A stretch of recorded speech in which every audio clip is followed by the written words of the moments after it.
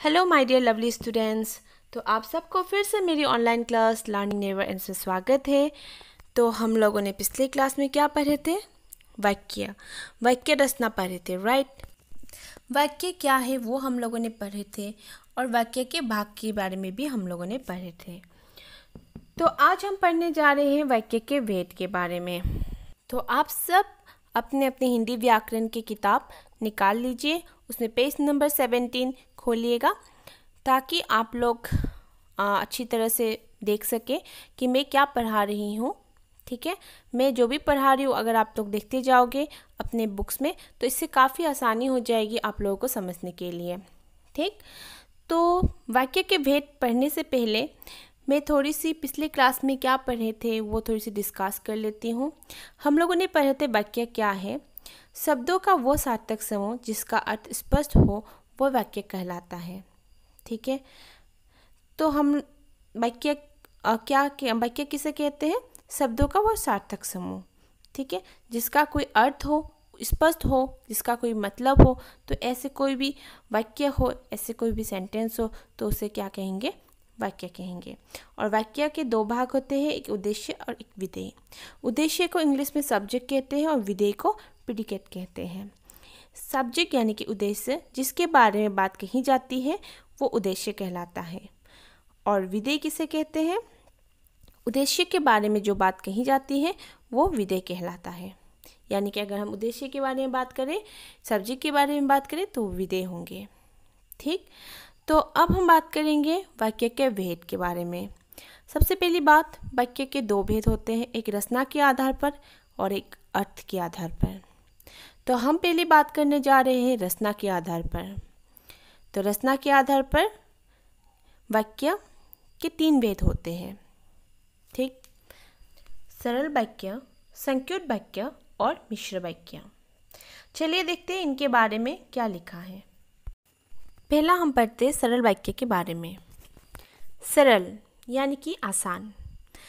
सरल वाक्य क्या है? जिन वाक्य में एक उद्देश्य और एक ही विधेय होता है वे सरल वाक्य कहलाते हैं। यानी कि ऐसे कोई भी वाक्य हो जिसमें उद्देश्य भी एक हो और विधेय भी एक हो, यानी कि सब्जेक्ट भी एक हो और प्रेडिकेट भी एक हो, तो ऐसे वाक्य को हम क्या कहेंगे? सरल वाक्य कहेंगे। जैसे रोहन केंद्रीय विद्यालय में पढ़ता है। रोहन कहाँ पढ़ता है? केंद्रीय विद्यालय में। तो केंद्रीय विद्यालय क्या हुआ? विधेय। और रोहन क्या हुआ? उद्देश्य। ठीक है, और एक एग्जाम्पल ले लीजिए। कविता सरकारी स्कूल में पढ़ती है। कविता सरकारी स्कूल में पढ़ती है, तो कविता क्या हुआ? उद्देश्य यानी कि सब्जेक्ट हुआ। हम कविता के बारे में बात कर रहे हैं ना, तो कविता उद्देश्य हुआ।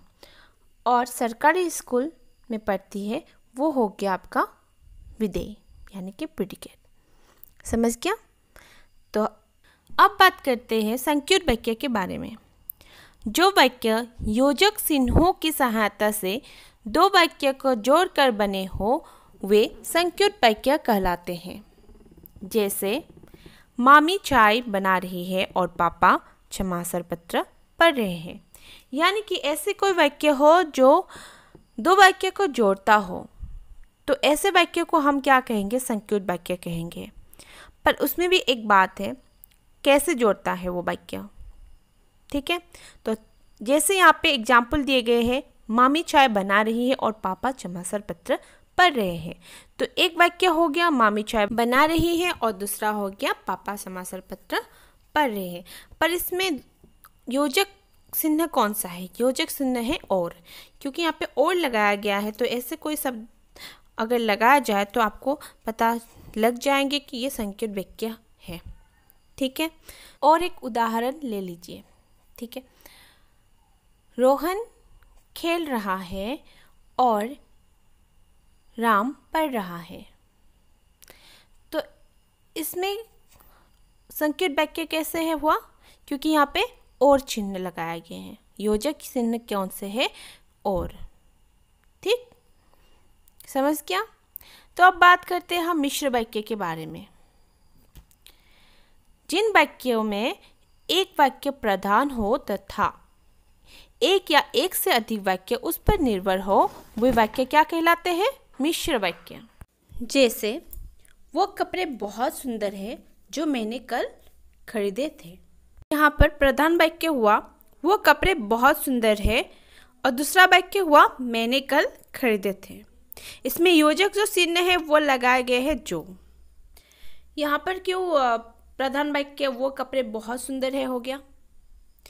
क्योंकि यहाँ पे देखिए दो सेंटेंस है, एक है मैंने कल खरीदे थे, पर उसने क्या खरीदे? कपड़े, है ना? तो इसीलिए ये प्रधान वाक्य हो गए। समझ गया? बहुत ही आसान है समझने में, अगर आप थोड़ी सी कोशिश करोगे तो समझ पाओगे। और एक बात है, आश्रित वाक्य प्रधान वाक्य पर निर्भर होते हैं, ठीक है? अंत इन्हें अलग से नहीं बोला जा सकता। हम क्या पीछे जो मैंने कल खरीदे थे वो अलग से बोल सकते हैं क्या? नहीं ना, क्योंकि वो प्रधान वाक्य पर ही निर्भर होते हैं। वो किस पे निर्भर है?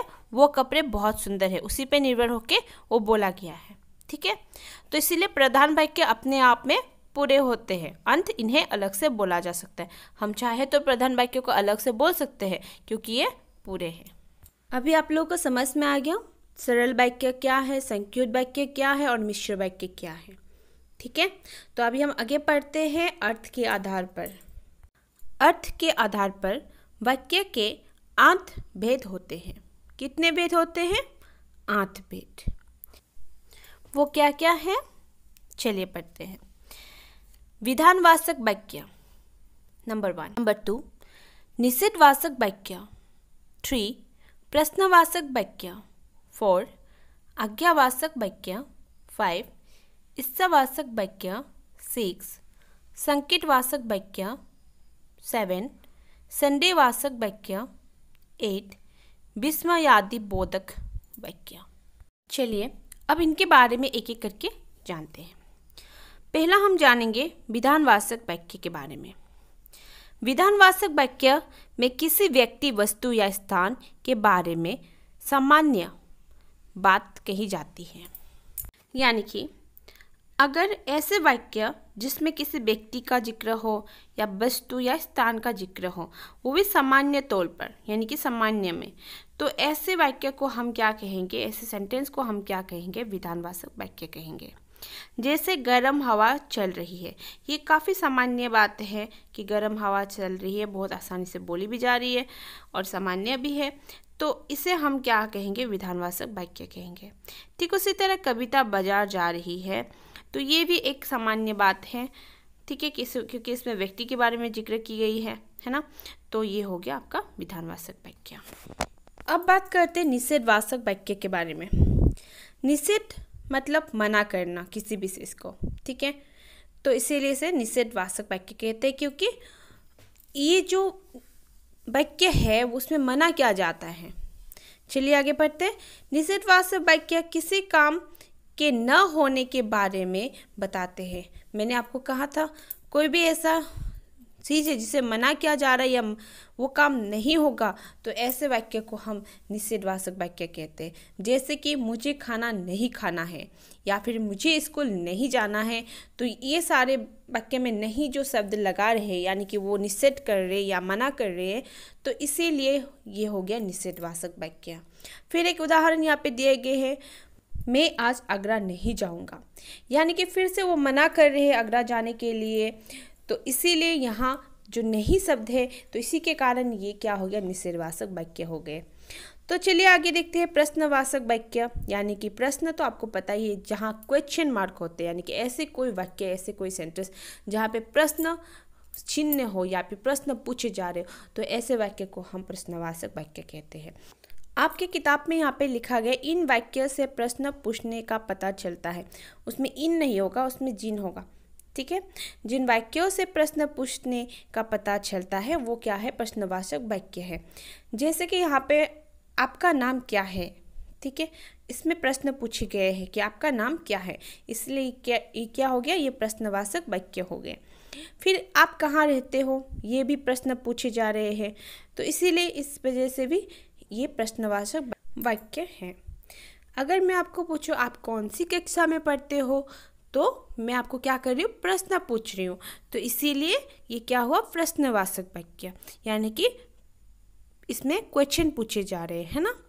तो समझ में आ गया प्रश्नवाचक वाक्य। तो चलिए आज्ञावाचक वाक्य देखते हैं। आज्ञावाचक वाक्य से तो आप अंदाजा लगा ही सकते हो कि इसमें आज्ञा है, मतलब आदेश दे रहे हैं कोई आपको, ठीक है। तो ऐसे वाक्य जिसमें आदेश दिया जाए, ऐसे सेंटेंस जिसमें आदेश दिया जाए, तो उसे आज्ञावाचक वाक्य कहते हैं। जैसे कि इन वाक्यों से किसी को आज्ञा या आदेश देने के बारे में पता चलता है। जैसे चुपचाप खाना खाओ, इसमें क्या हुआ, एक आदेश दे रहे हैं, है ना। चोर मत करो, इसमें भी आपको एक आदेश दे रहे हैं। या फिर और एक उदाहरण ले लो, उधर मत जाओ, आज्ञावाचक है ना वाक्य, तो इसीलिए ये आज्ञावाचक वाक्य कहलाते हैं। तो चलिए अब बात करते हैं इच्छावाचक वाक्य, यानी कि कुछ भी वाक्य हो, कुछ भी सेंटेंस हो जिसमें इच्छा अनुसार बोले जाते हैं, उसे क्या कहेंगे, इच्छावाचक वाक्य। जैसे यहाँ पे लिखा गया है, इन वाक्यों में बोलने वाले की इच्छा के बारे में पता चलता है कि वो क्या बोल रहा है, उसकी इच्छा अनुसार उसके बारे में पता चलता है। जैसे कि ईश्वर करे तुम सदा खुश रहो, ये इच्छा अनुसार बोले गए बातें हैं। आपको नया साल मुबारक हो, ये भी इच्छा अनुसार बोले गए बातें हैं। तो इसीलिए ये क्या हुआ, इच्छावाचक वाक्य हो गए। इस तरह से आप लोगों को कक्षा में एग्जामिनेशन के हॉल में आप लोगों को टीचर्स क्या कहते हैं, ऑल द बेस्ट कहते हैं, है ना। वो क्यों कहते हैं, वो उनकी इच्छा अनुसार कहते हैं। तो ये वाक्य क्या होगा, ऑल द बेस्ट क्या होगा, इच्छावाचक वाक्य। चलिए अब बात करते हैं संकेतवाचक वाक्य, यानी कि अगर आपको कोई संकेत दे तो ऐसे वाक्य को आप संकेतवाचक वाक्य कहेंगे। इन वाक्य में एक क्रिया दूसरी पर आश्रित रहती है। जैसे अगर वो आया तो मैं जाऊंगा, यहाँ पे एक क्रिया है वो, अगर वो आया, दूसरा क्रिया क्या है, तो मैं जाऊंगा, अगर वो आ गया तो मैं चला जाऊंगा। तो ऐसे जो भी वाक्य मिलेंगे आपको वो होंगे संकेतवाचक वाक्य।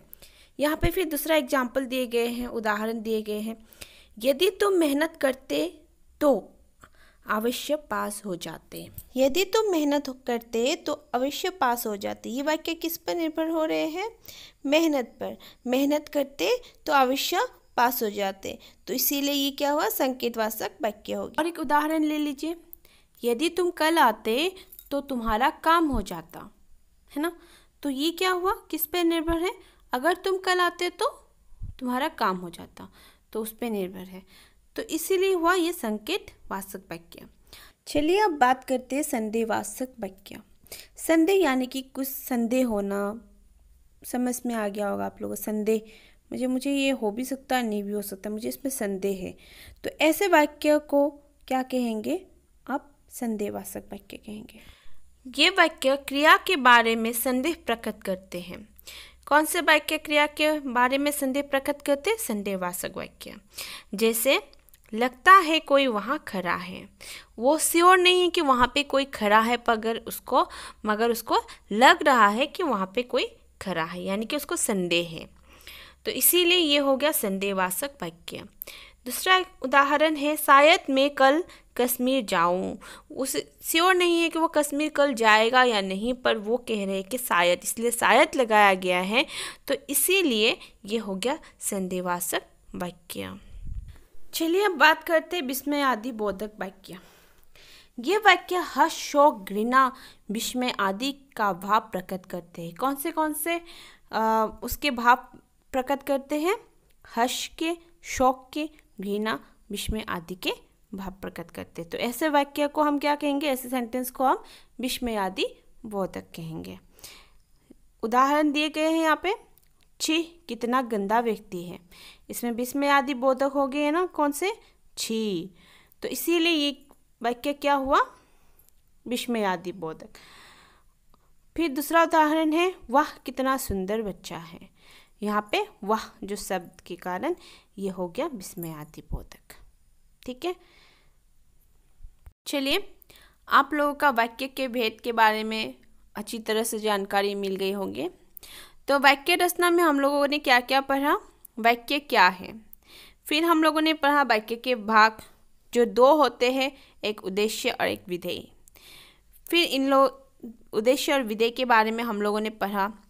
फिर वाक्य के भेद के बारे में पढ़ा, रचना के आधार पर, अर्थ के आधार पर, रचना के आधार पर कितने भेद होते वो पढ़ा हम लोगों ने, सरल वाक्य, संयुक्त वाक्य, मिश्र वाक्य।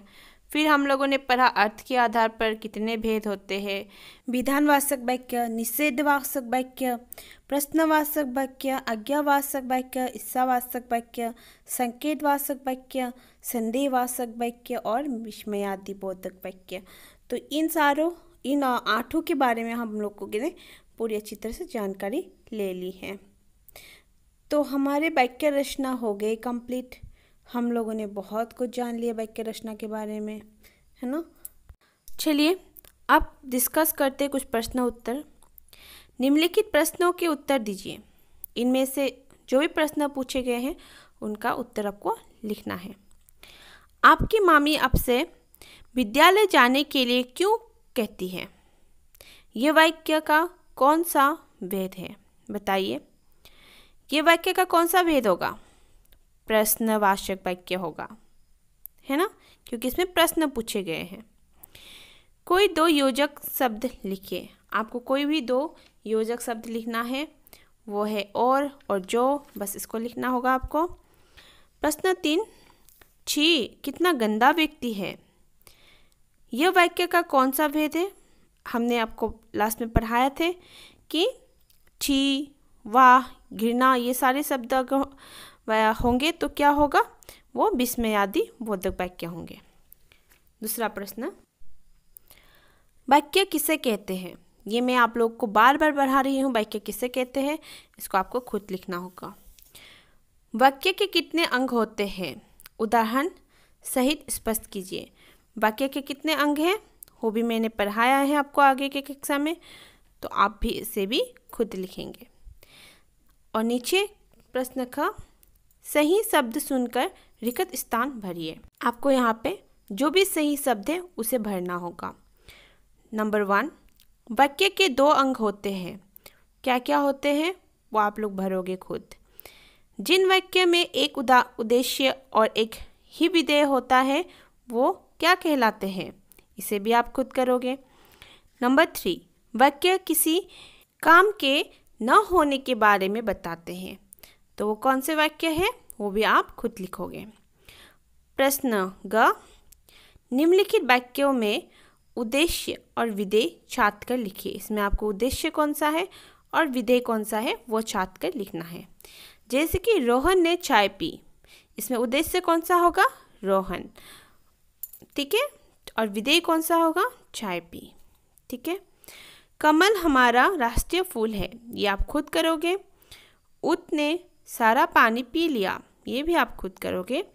मामी ने स्वादिष्ट खाना बनाया, ये भी आपके लिए है।